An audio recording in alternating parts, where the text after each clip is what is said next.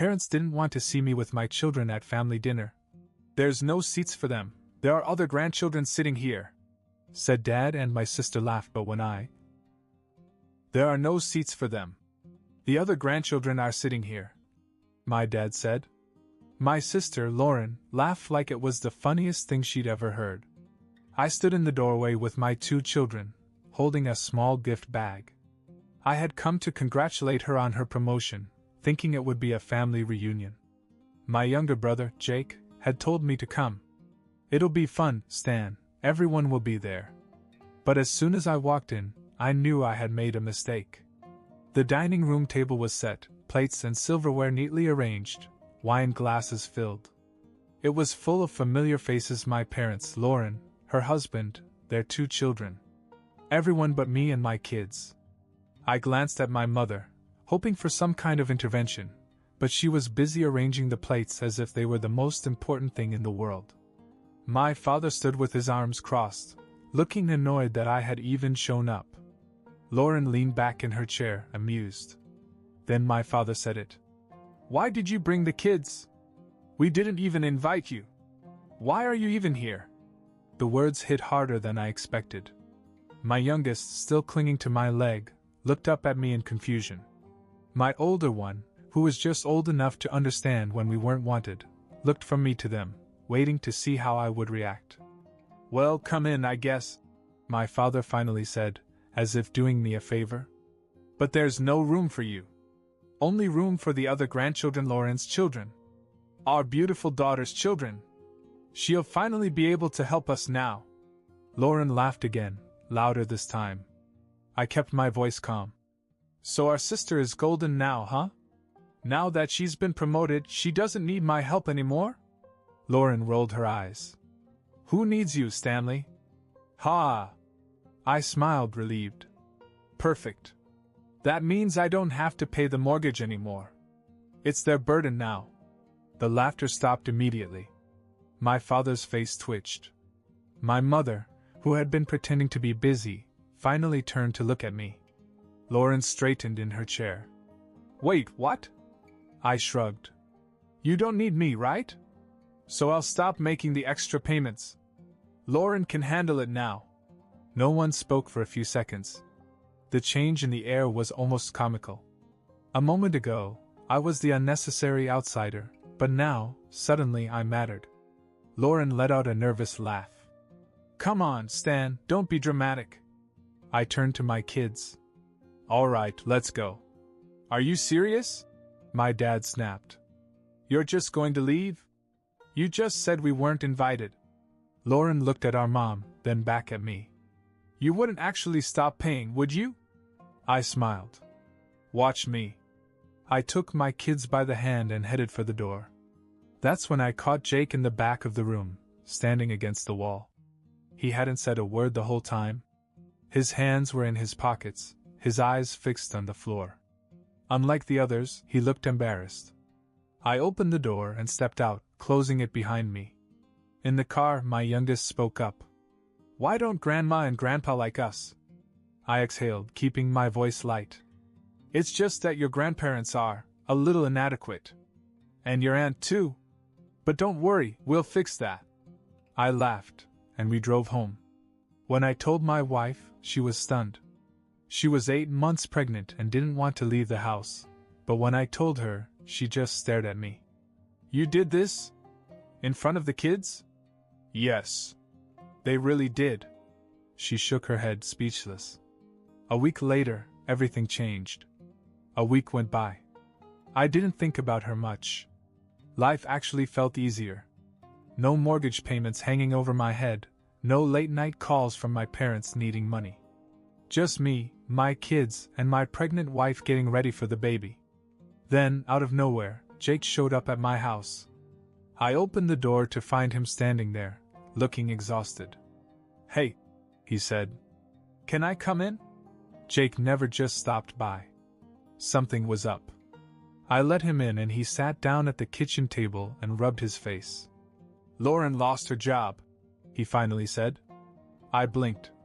"Already?" "Yeah. Got fired. She's totally screwed." I sat back, processing. Let me guess, she spent her entire paycheck before she even got it. Yup. He let out a dry laugh. Bought a bunch of expensive crap. Thought she had it made. Then boom. Gone. I grinned. Karma moves fast, huh? Jake hesitated. It's worse than that. I raised an eyebrow. She didn't just get fired, he said. Someone set her up. That got my attention. What do you mean? Some guy at work, she thought he was her boyfriend. He stole a bunch of money from the company and somehow pinned it on her. She didn't see it coming. She's not just fired, Stan. She might get sued. I whistled. Damn. Yeah. He shook his head. Mom and Dad are going crazy. They were counting on her to help with the bills. Now they're panicking. I leaned forward. So what? They want me to fix it? Jake didn't answer right away, which told me everything I needed to know. I laughed. Unbelievable. They literally kicked me and my kids out a week ago. Told me we didn't belong. And now suddenly they remember I exist? Jake sighed. Look, I'm not saying you owe them anything. I just thought you should know. Things are falling apart over there. Fine, I said without hesitation. Jake stared at me. You don't mean that. Oh, I do, I said. They made their choice. Lauren laughed in my face. Dad practically pushed us out the door. They were going to treat me like nothing? Now they can deal with what that actually feels like. Jake ran a hand through his hair. I get it, man. I do. But just don't do anything you'll regret later. I leaned back in my chair and thought about it. Not because I wanted to help, but because for the first time, they needed me more than I needed them. And I liked that. Jake left a little later, and I went back to my normal night, feeling strangely at peace. Then, around midnight, my phone rang. It was my mother. I let the phone ring. Then it rang again. And again. I ignored it, watching the screen light up in the darkness of our bedroom. My mother's name flashed over and over. My wife, half asleep, muttered, "Who keeps calling?" "My mother," I said. She frowned. "At midnight?" "Yep." I silenced the phone and rolled over. A few minutes later, Jake texted. "Jake, pick up. It's bad." I sighed and called him back. He answered right away. "Stan, you need to come over. Dad's having chest pains. Mom's freaking out." I sat up. "Wait, what?" "He doesn't look good, man. Mom tried calling Lauren first, but she's not answering. She's been crying all day about her job, and now she's ignoring everything." I grinned. "You mean the golden child doesn't want to deal with family problems?" "Shocking. Stan, come on. This is serious." I hesitated. I knew I should go. But part of me remembered standing at that dinner table, my children beside me, while my father looked me in the eye and told me we weren't welcome. I exhaled. "Fine. I'll be there soon." My wife sat up. "You're really leaving?" "I just want to see what's going on." She studied my face, but didn't argue. "Be careful." I pulled into the driveway and immediately noticed something strange. The house felt different. For years, it had been the place where I always ended up fixing her problems, paying their bills, covering up their mistakes. It had been the place where I was needed, but never respected. But now I was just a visitor. I entered without knocking. My father was slumped in his chair, his face pale and sweaty. He was breathing heavily, clutching his chest. My mother stood beside him, trembling. The air was thick with panic. She rushed toward me. "Stanley! Oh, thank God you came. Your father, he's in pain. He can't breathe properly." I stared at her. "Did you call 911? She blinked, as if the thought hadn't occurred to her. I pulled out my phone. "Jesus, Mom." I called an ambulance as my mother paced frantically. Then something hit me. "Why did you call me before you called for help?" She looked confused. "I didn't know what to do." "Liar," I muttered. You called because you wanted me to fix it. Like always. She didn't deny it. The paramedics were there within minutes. They examined my father and hooked him up to a monitor. One of them turned to me. It's not a heart attack, but his blood pressure is dangerously high. It's stress-related. I almost laughed. I bet I know what's causing the stress. They loaded him into the ambulance, my mother still clinging to my arm. Stanley, please. I looked down at her. Please, what? Tears welled in her eyes. We need help. I let the words sink in. A week ago, I was nothing to her. Now I was their only option. I looked into her eyes and said, no. Then I walked out. For the first time in years, I felt free. I had walked away, left them to deal with their own mess, and the world didn't end. No one died, no disaster occurred. I had spent my whole life thinking that if I didn't hold it all together, it would fall apart. Turns out it was falling apart anyway. The next morning my wife watched me sip my coffee. So? How bad was it? I grinned. No heart attack. Just stress. She raised an eyebrow. And I told my mom no, I said, setting my cup down. Her eyes widened. You actually said no? Yep. Walked right out. She leaned back in her chair, looking almost amused. Wow. Who are you? I have no idea, I said, laughing. Then, just as I was starting to enjoy my morning, there was a knock at the door. It was Jake. And he looked pissed. As soon as I opened the door, he pushed past me. You really just left? I sighed. Yes, Jake. I left. Because I'm not their damn ATM anymore. Jake ran a hand through his hair. Mom's a wreck. Dad's still in the hospital for observation. And Lauren. He let out a bitter laugh. Lauren still won't answer her damn phone. I shrugged. Not my problem. Jake hesitated, then sat down at the table. Look, I didn't want to bring this up, but I have to. Did you know they've already spent the $4,500 you gave them? I froze. What? Jake nodded. The money you sent to pay off their debt? Gone. Dad didn't even use it for the mortgage like he said. My jaw tightened. Then where the hell did it go? Jake hesitated. To Lauren. They gave her cash. A lot of it. And the rest? Stupid crap. Some new furniture she wanted. A weekend away. Just wasted. I stared at him, waiting for him to say he was joking. But he wasn't. I let out a slow breath, trying to stay calm. So let me get this straight. I paid off almost $5,000 of your debt, and instead of being responsible, you gave money to Lauren? Jake looked down. Yeah.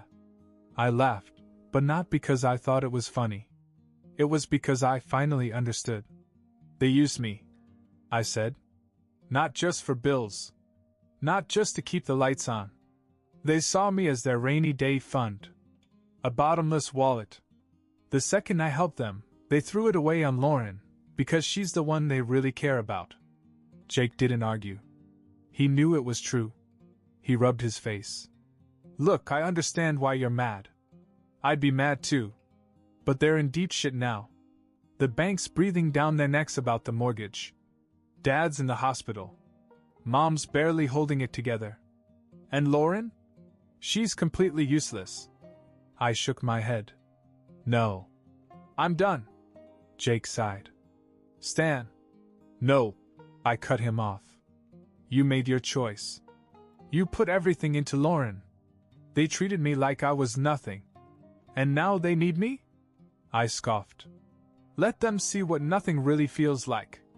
Jake sat there, silent for a moment. Then he let out a dry laugh.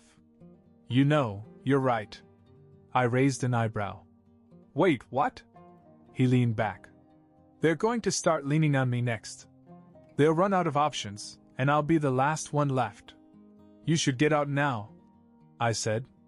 Before they take you down with them. Jake looked at the table and thought. Then he stood up. All right.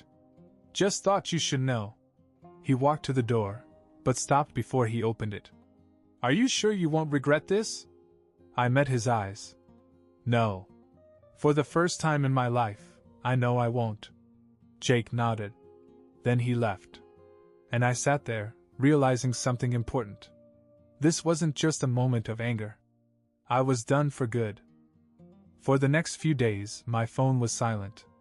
No calls from my parents. No texts from Lauren. Even Jake went silent. I thought maybe they'd finally gotten the message.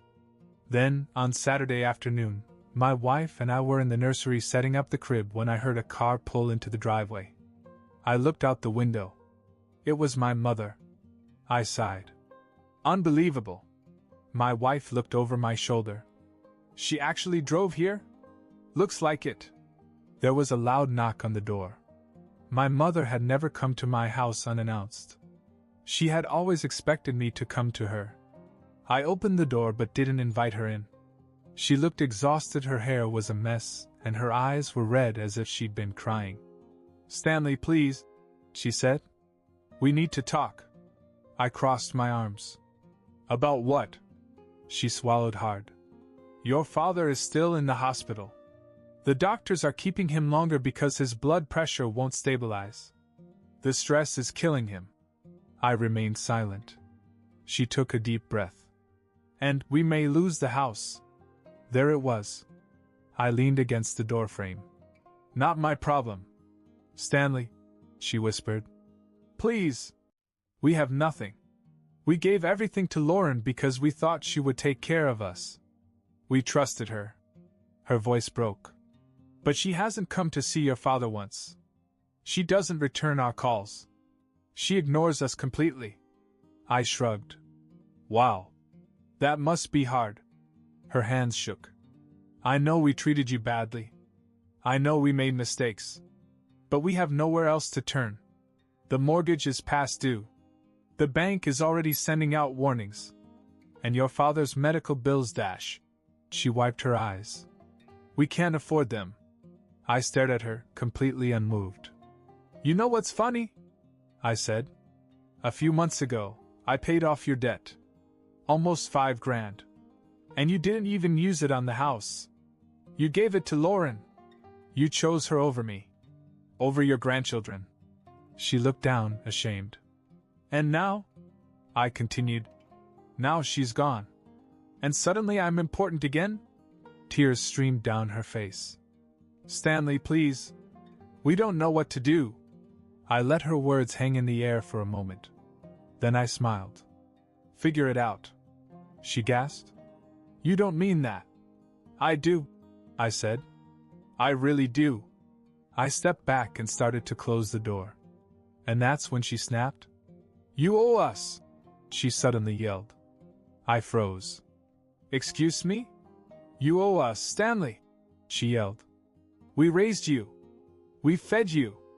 We gave you everything. And now that we need you, you're just going to turn your back on us? I laughed.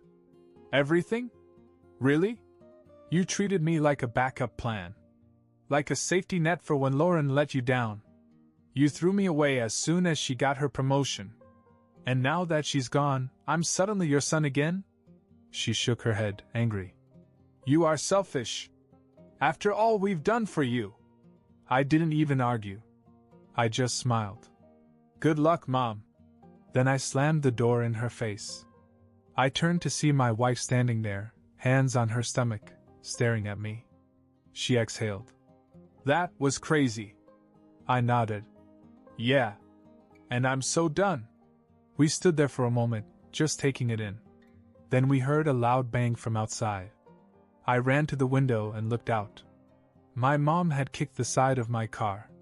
She was screaming. Her face was red with anger. Then she got into her own car and drove off. I turned back to my wife, who was still wide-eyed. Well, I said. That went well. She stared at me. Then she burst out laughing. After my mother left, I thought that was it. That they'd finally accept that I was done and move on. I was wrong. A few days later, Jake called. They want to work something out, he said. His voice was tight, as if even he was tired of their nonsense. I sighed. Of course they do. They think maybe you'd be willing to just loan them money instead of giving it. Or maybe you could put the house payments in your name, and they'd pay you back. I let out a sharp laugh. Are you serious? Dead serious. I shook my head. Not happening. Stan, they're desperate, Jake said. I don't think they've ever been this scared. Not my problem, I said, my voice firm. I warned them. I gave them my help for years. They chose Lauren. They used me. And now they're paying the consequences. Jake hesitated. So there's nothing they can say to change your mind? Nothing. He was silent for a second, then sighed. Good. Because I'm with you. That surprised me. You are? Yes, he said. I've thought about it a lot. And you're right. They didn't care about us the way they cared about Lauren. We were just convenient. And I'm tired of being their backup plan, too. I smiled. Proud of you, man. Thanks, he said. But there's a problem.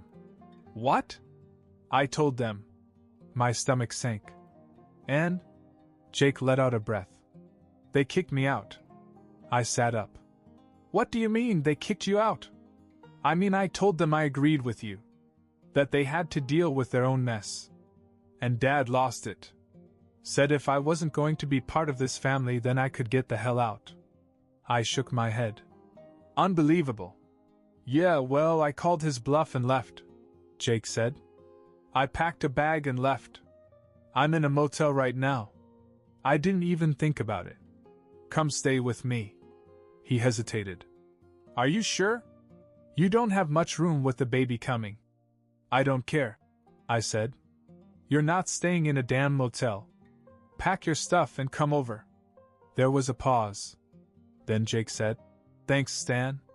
Really? A few hours later he showed up at my door with a duffel bag. He looked exhausted, as if the weight of our parents' selfishness had finally hit him. I patted him on the back. Welcome to freedom. He laughed, but it was a weary laugh. Yeah. Guess we're both out now, huh? Guess so. We put him up in the small guest room. It wasn't much, but he didn't mind. Over the next few days, my phone blew up. My parents called me every name in the book. A selfish bastard. A cheapskate. A disgrace to the family. Apparently, if I didn't give them money, I was worthless to them. Lauren wrote once. Lauren, you're pathetic. You've always been jealous of me and now you're trying to turn Jake against us? Grow up. I didn't even bother to reply. And then what? Silence. For the first time in my life, I didn't hear from them. No guilty phone calls. No fake apologies. No manipulative pleas for help. Just nothing. Jake and I settled into a routine. It was weird at first, two grown men suddenly living together like we were kids, but honestly, it was nice. We were on the same team for the first time. And after everything, it was enough. I haven't spoken to my parents for 3 months. 3 months of peace. 3 months of not being needed. The baby is almost here. Jake is saving up to get his own place. And I wake up every morning wondering what financial disaster my parents are going to dump on me next. Do I miss them? No.